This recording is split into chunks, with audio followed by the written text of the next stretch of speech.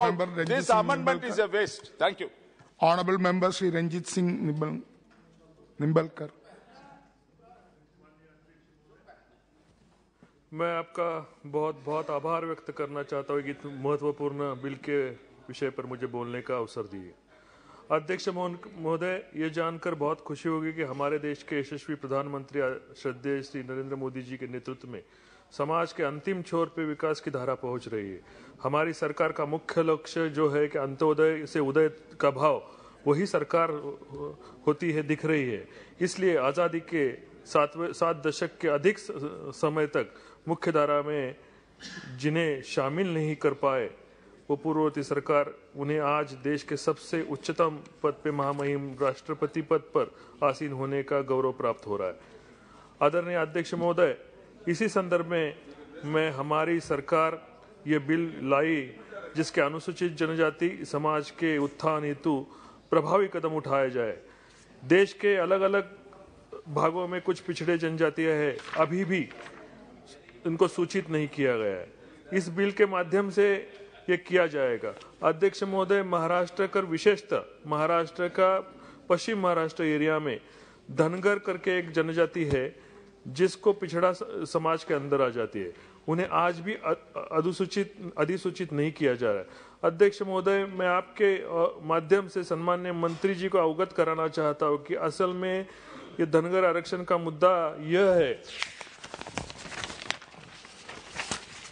कि महाराष्ट्र की अनुसूचित जनजाति में 36वें क्रमांक पे धनगढ़ नाम का शब्द है, जो कि धनगढ़ महाराष्ट्र में बिल्कुल धनगढ़ नाम का कोई जनजाति नहीं है।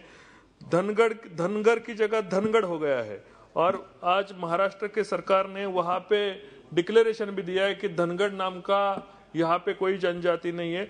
लेकिन जो धनगर, जो पिछड़ी हुई जनजाति है, उनको आज तक ये अधिसूची में शामिल नहीं किया। उच्चतम न्यायालय ने भी इसकी संविधान पीठ पे फैसला दिया है कि अनेक मामलों में उच्चतम न्यायालय ने अपने निर्णय दे चुके। इसी आधार पे महाराष्ट्र में माना गोवारी समाज को न्यायालय ने निर्णय मिल चुका है। गोंडमाना और गोंड गोवारी नाम की महाराष्ट्र के अनुसूचित जाति जनजाति सूची में दर्ज है, जबकि इस नाम की जनजाति महाराष्ट्र में अस्तित्व ही नहीं है। न्यायालय ने माना कि गोंडमाना की जगह माना था कि गोंड गोवारी की जगह गोवारी जनजाति मानते हुए जनजाति का प्रमाण देने का आदेश न्यायालय दे चुकी है। बिल्कुल इसी तरह का मामला धनगर और धनगढ़ में है। धनगढ़ जहाँ पे कई जगह प्रोनाउंसिएशन में गलतियां हो जाती है। महाराष्ट्र की बाहर की राज्यों में धनगढ़ बोला जाता है, यहाँ पे धनगर बोला जाता है। मैं आपको आपके माध्यम से मंत्री जी के ध्यान में लाना चाहता हूँ कि धनगढ़ अस्तित्वहीन होने के बाद मुंबई उच्च न्यायालय ने सामने सरकार खुद मान चुकी कि धनगढ़ जनजाति नहीं है। अध्यक्ष महोदय, इस संबंध में कुछ पॉइंट सदन के सामने रखना चाहता हूं जिससे लोग महत्व विषय पे स्थिति प्राप्त हो जाएगी। 1950 में महाराष्ट्र की अनुसूचित जनजातियों की सूची में संख्या 36 में शामिल हो इस विशेष जनजाति का उल्लेख, यानी धनगढ़ प्रतिनिधित्व शून्य है। अगर प्रतिनिधित्व सिर्फ धनगर समाज का है, यही नहीं, सन 1881, सन 1931, सन 1941, सन 1951 में की जनगणना रिपोर्ट में उल्लेख किया जाता है कि इस जनगणना रिपोर्ट में जाति का, उपजाति का, जनजाति का, उपजनजाति का समूह धनगढ़ नाम का जनजाति नहीं पाया गया है, लेकिन धनगर पाया गया है। इसमें प्रत्येक जनगणना में ये रिपोर्ट अस्तित्व में है। आदरणीय अध्यक्ष महोदय, 1961 में RIGR द्वारा इस ग्रंथ की सूची में SC/ST सूची में धनगढ़ और धनगर अस्तित्व का प्रमाण करने के लिए 29 प्रतिष्ठित लेखकों तथा 30 दस्तावेज, साक्ष्य, जनगणना रिपोर्ट का उल्लेख है, लेकिन इसमें धनगढ़ का कोई उल्लेख नहीं मिलता। इसके बजाय दस्तावेज में धनगर संदर्भित जाति का जनजाति के रूप में पाया गया है।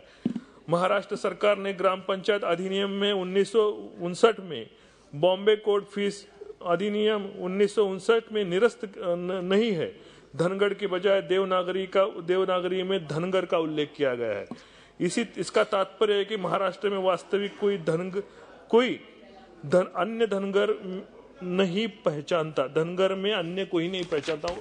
धनगढ़ है नहीं, धनगर ही है।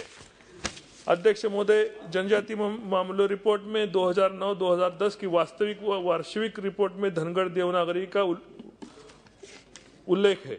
इसका तात्पर्य है कि भारत सरकार भी धनगर के रूप में वास्तविक जनजाति को पहचाने।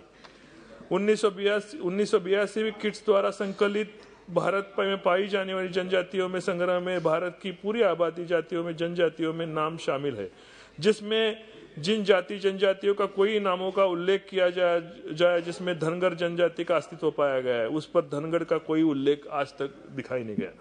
इसीलिए मैं अध्यक्ष महोदय से आपके माध्यम से इस सदन तथा मंत्री महोदय से मैं निवेदन करना चाहता हूं कि धनगढ़ की जगह धनगर को अनुसूचित जाति के अधिसूचित करने की कृपा करे तथा महाराष्ट्र का लाखों धनगर समाज आपकी तरफ देख रहा है कि उनको न्याय कब मिले। समस्त धनगर जनजाति के लोग आशा की तरह निगाह से आपकी तरफ देख रहे हैं। मैं उनकी आशा आपकी तरफ ये सदन में रखना चाहता हूं कि उनकी आशा टूटने ना दे। वही कई वर्षों से उनको न्याय मिलना अपेक्षित है। मैं आदरणीय मंत्री जी को उनका ध्यान आकर्षित करना चाहता हूं कि मेरे महाराष्ट्र के गरीब धनगर समाज को धनगढ़ की जगह अधिसूचित करके हमारे ऊपर कृपा करे। जय हिंद, जय Maharashtra. Thank you. Honorable Member Sri